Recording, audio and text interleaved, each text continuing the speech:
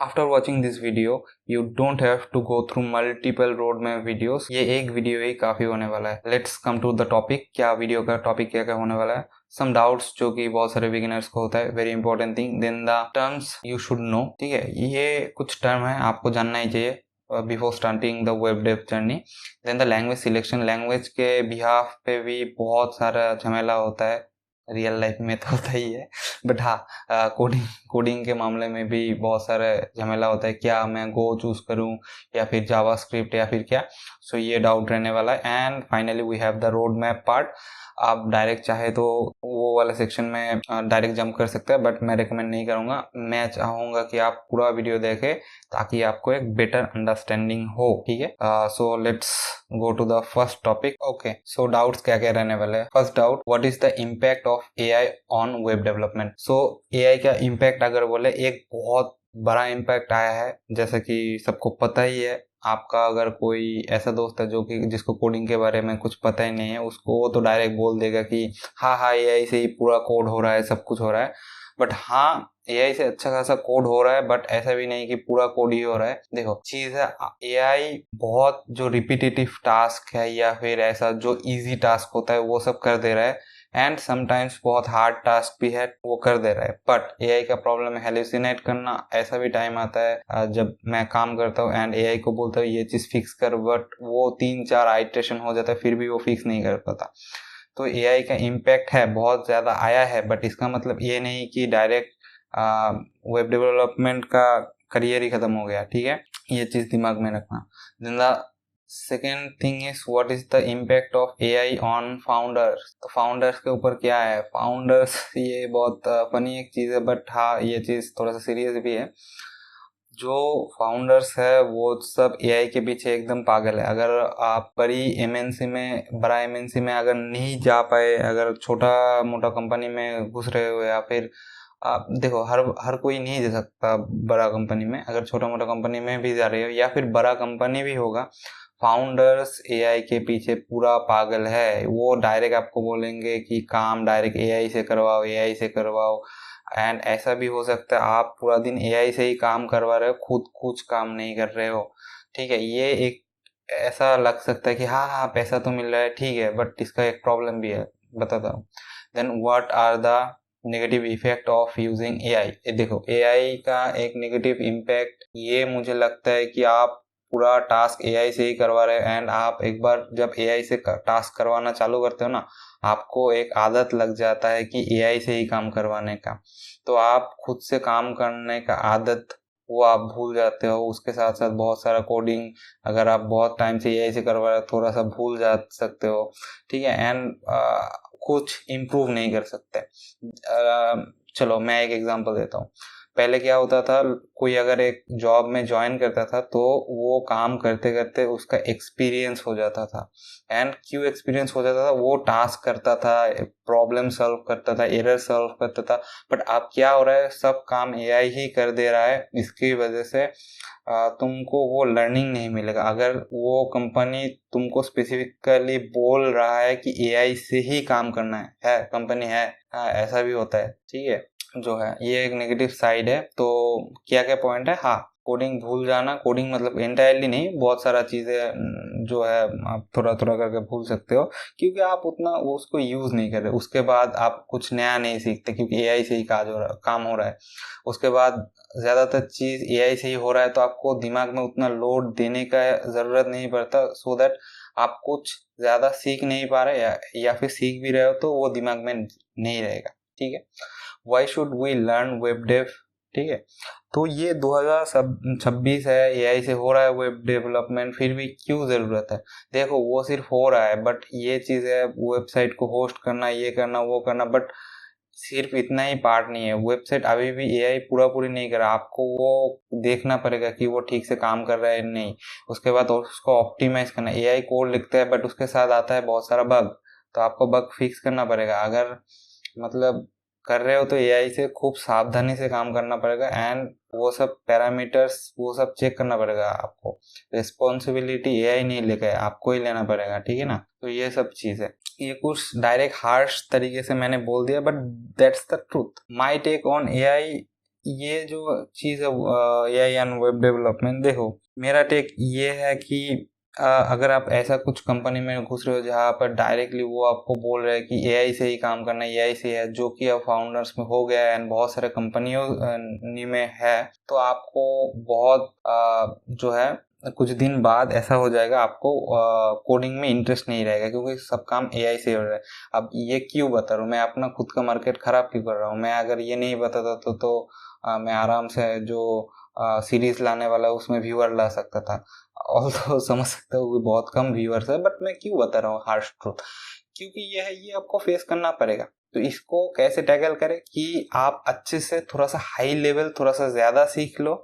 Beginner में भी पहले ये होता था कि HTML CSS जावास्क्रिप्ट ये सीख लिया हो जाता था, अब मतलब front end back and and बहुत सारा चीज़ सीखना पड़ता है बिकॉज AI ऑलरेडी है, ठीक है। तो अगर सीखते हो, ओपन सोर्स कंट्रीब्यूशन करते हो, तो एक अच्छा कंपनी में अगर जाते हो तो हाँ, वहाँ पर AI के साथ साथ असली काम होता है एंड बहुत अच्छा काम होता है। तो वहाँ पर आपको श्योर मज़ा आ जाएगा एंड आपको अच्छा खासा पेमेंट भी मिलेगा, ठीक है ना। तो ये है जो था डाउट्स। ये डाउट मतलब बहुत सारे लोगों में रहता है कि हाँ हाँ। एंड एक और चीज़, हाँ मुझे याद आया कि बहुत सारे जो बिगिनर्स हैं उनमें ये आता है कि हाँ भैया मैं तो CS स्टूडेंट हूँ, 3rd ईयर, अब क्या मैं चालू कर सकता हूँ? ऑब्वियसली वाई नॉट, चालू करो। मैं BCA स्टूडेंट हूँ, चालू करो ना। BCA हो, मैकेनिकल हो, जो भी डिपार्टमेंट से हो, आर्ट्स लिया है, 10th के बाद चालू करना है, चालू कर दो भाई, कोई प्रॉब्लम नहीं। मैंने देखा है कि बहुत सारे लोग मेरी कंपनी में ही था, डिप्लोमा से करके आए थे। इवन मैं भी खुद डिप्लोमा करके वहाँ पर जॉब किया हूँ। उसके बाद अब मतलब सर्टिफिकेट भी नहीं मांगा। उसके बाद कोई BCA से आया था, किसी ने मैकेनिकल से डायरेक्ट जॉब मिला था उसको, ठीक है। आप ऐसा सोच सकते हो कि अच्छा खासा पैकेज। भाई एक एग्जांपल देता हूँ, मेरा एक पहचान का कलीग था, वो BCA करके आया था एंड वो मेरे सामने उसका एक और जॉब लगा, वो अच्छा खासा पैकेज था, स्विट्जरलैंड में लगा था, वर्क फ्रॉम होम। अमाउंट नहीं बता सकता, ठीक है, बट उसका अच्छा खासा लगा था। तो समझ सकते हो डिग्री का वैल्यू नहीं है, ठीक है, स्किल का वैल्यू अभी भी है, ठीक है। AI आने के बाद ही लगा था उसका, ठीक है, ऐसा नहीं कि बहुत पहले लगा था, ठीक है। इसको खत्म करते हैं, अभी बहुत सारा अलग अलग टॉपिक है। Move to the next topic. Okay, so चलो कुछ टर्म्स से रूबरू हो जाए before starting the web dev journey. First up we have front end. अब फ्रंट एंड क्या चीज है? फ्रंट एंड यही चीज है जो आपको वेबसाइट में दिखता है। एक वेबसाइट का जो चीज या फिर जो एरिया, जो पार्ट आपको दिखता है, जो आप विजिबल हो आपको, वो चीज होता है front end. You can say this part front end, this is also front end, ठीक है।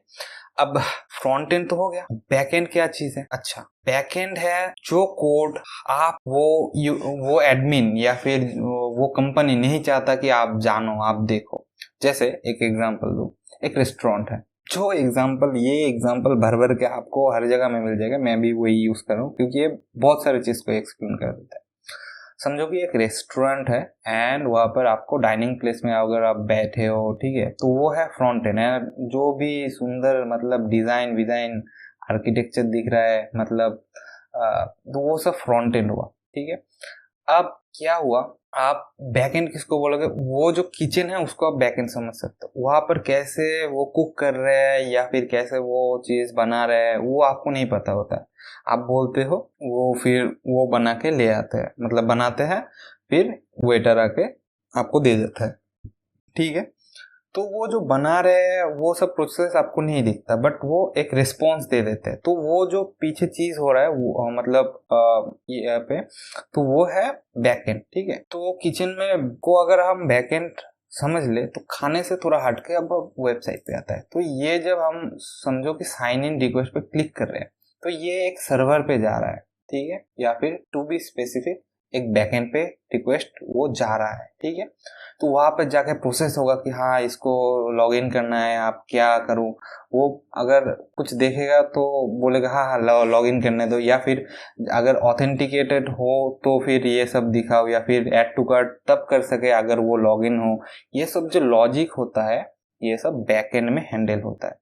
अच्छा, आप बैक एंड धीरे धीरे आप और भी जब जानोगे तब आपको और भी क्लियर होगा बैक एंड के बारे में। अब इतना समझ लो कि जो कोड और पूरा बिजनेस लॉजिक हैंडल करता है कि अच्छा अगर यूज़र लॉगिन हो तो ही वो प्रोडक्ट को ऐड टू कार्ट कर सके, या फिर उसको पेमेंट पहले ही करना पड़ेगा, मतलब ऐड टू कार्ट किया एंड ऑर्डर प्लेस करने के पहले मतलब एकदम एंड में उसको पेमेंट करना ही पड़ेगा, या सीओडी नहीं होगा। ठीक है, ये सब जो लॉजिक होता है वो सब बैक एंड हैंडल करता है। अब डाटाबेस क्या होता है, देखो ये इमेज है, ये बैग का इमेज है, ये डेटा है, इसका टाइटल है या फिर बहुत सारा डिटेल है। तो अब जो चीज़ है ये कहीं पे तो स्टोर होगा ना, तो वो जहाँ पर स्टोर होता है उसको हम बोलते हैं डाटाबेस। ओके, अब next up we have API. अब एपीआई क्या है, एपीआई समझ लो कि बैक एंड क्या करता है, एक लिंक जनरेट कर देता है उसके एंड से, वो सर्वर से एक लिंक जनरेट कर देता है जो आपको एक रिस्पॉन्स देता है ऐसा। अब आपका क्वेश्चन होगा कि ये मुझे ये वाला रिस्पॉन्स दिया, बट मैं टेक्स्ट का करूँगा क्या? वही टेक्स्ट यहाँ पर आपको यूआई में बहुत खूबसूरत तरीके से दिखाया जाता है। जो ये टाइटल है समझ लो, अबे ये टाइटल आपको ऐसे करके इसका टाइटल जैसा है वैसा करके मिलेगा। ये जेसन रिस्पॉन्स है, इसको फ्रंट एंड में बहुत खूबसूरत तरीके से दिखाया जाता है। मैंने डायरेक्ट एक बैकएंड एंड पॉइंट हिट किया इसलिए मुझे ऐसा दिखा रहा है। I hope you got the point. तो ये सारा चीज बहुत इंपॉर्टेंट होता है। अब ये जो चीज है creative web development and functional web development, ये भी बहुत अलग ही किस्म का चीज है, ये भी आपको जानना बहुत इंपॉर्टेंट है। अब ये सब चीजों से मैं आपको रूबरू क्यों करवा रहा हूँ, क्योंकि आपको पता हो, सो दैट आप अगर आप फ्यूचर में जानना चाहो तो आपको ये टर्म पता है, सो ही आप सर्च कर सकते हो ना। अगर आपको पता ही नहीं है तो यूट्यूब पे क्या सर्च करोगे? तो वही बात है। तो क्रिएटिव वेब डेवलपमेंट क्या होता है, एक चीज को, एक वेबसाइट को बहुत ही क्रिएटिव तरीके से प्रेजेंट करना। ठीक है, देखो ये नॉर्मल वेबसाइट आप जैसे चलाते हो वैसा नहीं है, ये आप स्क्रॉल कर रहे हो उसके साथ एनिमेशन हो रहा है, ये वीडियो नहीं, ये 3D मॉडल है, उसके साथ देखो कितने इफेक्ट, खूबसूरत इफेक्ट आ रहा है। तो यही पार्ट है, इसको ही बोलते हैं हम क्रिएटिव वेब डेवलपमेंट। ठीक है, एक चीज को खूबसूरत तरीके से वेबसाइट की फॉर्म में आपको दिखाना। ठीक है, now next up we have functional web development. अब फंक्शनल वेब डेवलपमेंट का काम खूबसूरती से चीजें दिखाना नहीं है, उसका काम है काम करके देना। जैसे यहाँ पर आओगे तो आप ये देखने थोड़ी आओगे कि कितना खूबसूरत वेबसाइट, आपका काम है यहाँ पर पैंट खरीदना, शर्ट खरीदना, जो भी खरीदना हो, पीसी चेयर, तो खरीदो एंड निकलो यहाँ से। ठीक है, या फिर पेमेंट करके निकलो यहाँ से। ठीक ना, रेजर पे में भी आप पेमेंट करते हो, पेमेंट करने के बाद निकल जाओ। उसका डैशबोर्ड में कितना पैसा, अगर कोई बिजनेस ओनर हो तो कितना पैसा आया वो देखने के बाद निकल जाना है, ये है काम। नेक्स्ट टॉपिक की तरफ बढ़ते हैं। ओके एवरीवन, अब ध्यान से सुनना। अब ये जो पार्ट है ये है लैंग्वेज सिलेक्शन का पार्ट, कि क्या लैंग्वेज यूज करें। देखो पहली बात तो है अलग अलग काम के लिए अलग अलग लैंग्वेज होता है, आपका काम क्या है वो चीज। बट हाँ, पहले एक लैंग्वेज से पूरा फ्लो समझ लो, बाद में तुम किसी भी लैंग्वेज में माइग्रेट कर सकते हो बहुत इजी से, क्योंकि most of the concept same ही होता है। ठीक है, तो जो है जावास्क्रिप्ट, ये मोस्ट मतलब वाइडली यूज होता है, एंड फ्रंट एंड आपको फ्रंट एंड में जावास्क्रिप्ट यूज करना ही पड़ेगा। अब बैकएंड के लिए नोड जेएस है, उसके साथ मिलके जावास्क्रिप्ट से आप बैकएंड भी बना सकते हो। तो बहुत सारे लोग हैं जो फ्रंट एंड एंड बैकएंड एक साथ हो जाता है, इसलिए जावास्क्रिप्ट का यूज करते हैं, एंड ये टॉप में भी आता है यू कैन से। तो बिगिनर फ्रेंडली है इसका पॉइंट, इसके साथ साथ best for full stack apps, real time features and startups. तो ये बहुत जल्दी वेबसाइट बना के दे देगा, बट ये शायद स्केलिंग में बहुत प्रॉब्लम देता है, मतलब स्केलिंग करना थोड़ा सा इजी नहीं रहता। ठीक है, फ्रेमवर्क इसके साथ है रिएक्ट है। रिएक्ट एक बहुत ही अच्छा फ्रेमवर्क है, ये पहले तो फेसबुक का था, फेसबुक मेटा का अंडर में था, अभी तो शायद ये ओपन सोर्स कर दिया है उन्होंने उसके बाद बहुत सारा बग भी आ गया। एनीवेज रिएक्ट है, उसके बाद नेक्स्ट जेएस है एंड नोड जेएस एक्सप्रेस, ये थोड़ा सा पढ़ लेना। ठीक है, सो मेनली समझ लो ये बहुत जल्दी आपको वेबसाइट बनाना है, एंड स्टार्टअप के लिए बहुत पॉपुलर है, स्टार्टअप एप्स के लिए। स्टार्टअप मोस्टली एप्स इससे बनाता है। उसके बाद अगर आपको कोई ऐसा वेबसाइट बनाना है जो कि एआई ड्रिवन, डाटा मतलब ड्रिवन एप्स है, एआईएमएल बैकएंड है, फास्ट प्रोटोटाइपिंग, ऐसा कुछ चीज है, तो आपको पाइथन वाला ही करना पड़ेगा। एंड ये सब क्या है, ये सब फ्रेमवर्क है। जेंगो बहुत अच्छा एक फ्रेमवर्क है, आपको एडमिन पैनल डिफॉल्ट ही मिल जाता है। फ्लास्क है, सो जेंगो का पता है, फ्लास्क अभी तक नहीं किया मैंने। फास्ट एपीआई, ये फास्ट एपीआई जो है ये पाइथन का एक बहुत अच्छा एक फ्रेमवर्क है, एंड ये शायद जावास्क्रिप्ट में अभी आ गया है, टाइपस्क्रिप्ट का वो है फास्टिफाई शायद, ठीक है, वो भी देख लेना। जावा, देखो जावा है, ये थोड़ा सा मुश्किल होगा, बट ये टारगेट भी डिफरेंट चीज़ों को करता है। ये लार्ज एंटरप्राइज सिस्टम को टारगेट करता है, ठीक है, एंड इससे आप एंड्रॉयड डेवलपमेंट भी कर सकते हो, बट अभी कॉटलिन रिकमेंडेड है एंड्रॉयड डेवलपमेंट के लिए, ठीक है। एंड फ्रेमवर्क मोस्ट प्रोबेबली आप स्प्रिंग बूट से ही करने वाले हो, ठीक है, ये वाला जावा का। पीएचपी, देखो पीएचपी का एक चीज रहता है, बहुत सारे लोग मतलब ऐसा सोचते हैं कि पीएचपी ऑब्सोल्यूट हो गया, अब तो नहीं चलता, जॉब भी नहीं है, ये नहीं है। असली बात है ये है कि सब चीज़ में जॉब है, ठीक है, बट आपको नहीं दिखता, इसका मतलब सब मतलब जॉब है ही नहीं। देखो हम जिस सर्कल में रहते हैं उसमें अगर हम नहीं सुनते कि पीएचपी का जॉब है, इसका मतलब ये नहीं कि पीएचपी का जॉब नहीं है। मुझे भी लगा था ऐसा, बट जब मैं थोड़ा सा इंडस्ट्री में गया तो मैंने देखा कि लारावेल ये सबसे मतलब एक बहुत अच्छा मतलब वेबसाइट बनाते हैं लोग, एंड बहुत सारे डेवलपर है जो पीएचपी में काम करता है, ठीक है। एंड वर्डप्रेस के साथ पीएचपी एकदम आराम से बहुत अच्छा काम करता है। ये पीएचपी लाइट होने की वजह से ना, आप अगर कुछ छोटा सा सीएमएस टाइप का प्लेटफॉर्म या फिर कुछ बनाने वाले हो ना, तो बहुत अच्छा काम करता है। तो ये चीज़ आपको चूज कर सकता हो। आई होप, एक बार फिर से बता दूं, अगर आपका मतलब ऐसा कंपनी में जा रहे हो जो स्टार्टअप के लिए काम करता है, डिफरेंट वेबसाइट बनाता है स्टार्टअप का, तो मतलब तो उसके लिए ये ठीक है। अगर आपका प्रोजेक्ट AIML बेस है तो उसके लिए, अगर आपका प्रोजेक्ट बहुत बड़े कुछ इंडस्ट्री के लिए है तो ये वाला। अगर आपका वेबसाइट बहुत ही शॉर्ट है, CMS टाइप का प्लेटफॉर्म है, कंटेंट साइट है, ठीक है, तो आप ये वाला चूज करो, बहुत ही फास्ट काम करेगा, ठीक है ना। तो आई होप इसमें आपको कोई डाउट नहीं है। Let's go to the last and final topic जो है रोड मैप वाला, ठीक है। Okay, now the road map के लिए आपको जाना है इस वाले वेबसाइट में roadmap.sh। तो आप ये सोच सकते हो कि अरे भैया, आप तो अगर यही है तो डायरेक्ट बता देते रोड मैप का, तो आप मतलब खुद का कोई सीन नहीं है क्या, आपको पता नहीं है क्या क्या करना है क्या नहीं। देखो फालतू खटने के मतलब मेहनत करने की जगह आप क्या कर सकते हो, इसमें आ सकते हो। देखो ये हर वक्त अपडेटेड रहता है, ठीक है ना, आपको बार बार कोई वीडियो देखने का जरूरत है। इवन ये एक बार देख लिया ना आपने, ठीक है ना, उसके बाद आप मुझे मेरा वीडियो भी बार बार देखने का जरूरत नहीं है। आप इस वाले सेक्शन में आ सकते हो, ये वाले पेज में roadmap.sh, एंड अलग अलग चीज़ों का रोड मैप मिल जाएगा। आप बहुत ही अच्छा रोड मैप है, ठीक है, बार बार दूसरे यूट्यूबर या फिर कोई भी यूट्यूबर लोगों का देखने का ज़रूरत नहीं है, ठीक है ना, ये रोड मैप के लिए। अब ये हर वक्त अपडेटेड रहता है, इसका मतलब अभी AI जब आया उसके बाद इसमें मैसिव चेंजेस आया, इधर AI का भी जो है वो चीज़ ऐड हो गया है, ठीक है ना। चलो थोड़ा सा मैं देख लेता हूँ क्या है। पहले HTML CSS obviously and JavaScript, आपको फ्रंट एंड के लिए ये चाहिए ही होगा। NPM से नोड बंडल मैनेजर मतलब नोड पैकेज मैनेजर मैनेजमेंट करता है ये सब। इसका फुल फॉर्म नहीं होता, बता दूं, ठीक है, मैं बोला क्योंकि ये बहुत सारी जगह में ऐसा बोलते हैं कि ये बोलते हैं फुल फॉर्म, बट ये भी बता देते हैं कि इसका कोई फुल फॉर्म नहीं है, ठीक है। उसके बाद we have React, Tailwind, GitHub and all, ठीक है। ये रोड में पूरा फॉलो करके जाना। इधर Node.js में बैकएंड में एंटर करेगा PostgreSQL। अब एक चीज मैं आपको जो बता सकता हूँ वो क्या आप फॉलो कर सकते हो, फुल स्टैक की जगह यहाँ पर आप बैक में आते हैं, फुल स्टैक की जगह आप फ्रंट एंड सर्च करो, फ्रंट एंड का ये रोड मैप दिखा देगा, ठीक है।